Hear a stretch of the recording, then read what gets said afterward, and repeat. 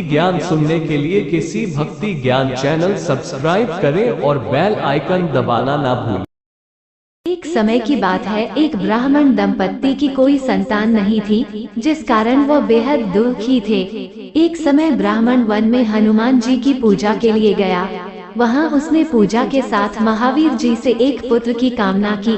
घर पर उसकी स्त्री भी पुत्र की प्राप्ति के लिए मंगलवार का व्रत करती थी। वो मंगलवार के दिन व्रत के अंत में हनुमान जी को भोग लगाकर ही भोजन करती थी। एक बार व्रत के दिन ब्राह्मणी ना भोजन बना पाई और न ही हनुमान जी को भोग लगा सकी।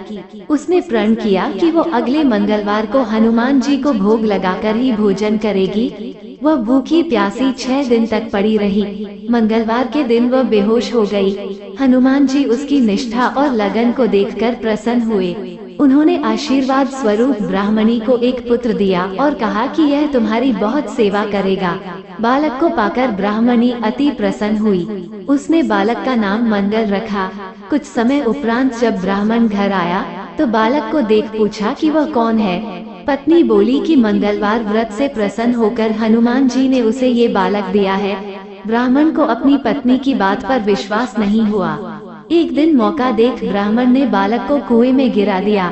घर पर लौटने पर ब्राह्मणी ने पूछा कि मंगल कहाँ है। तभी पीछे से मंगल मुस्कुरा कर आ गया। उसे वापस देखकर ब्राह्मण आश्चर्यचकित रह गया। रात को हनुमान जी ने उसे सपने में दर्शन दिए और बताया कि यह पुत्र उसे उन्होंने ही दिया है। ब्राह्मण सत्य जानकर बहुत खुश हुआ। इसके बाद ब्राह्मण दंपत्ति प्रत्येक मंगलवार को व्रत रखने लगे। जो मनुष्य मंगलवार व्रत कथा को पढ़ता या सुनता है और नियम से व्रत रखता है, उसे हनुमान जी की कृपा से सब कष्ट दूर होकर सर्व सुख प्राप्त होता है और हनुमान जी की दया के पात्र बनते हैं।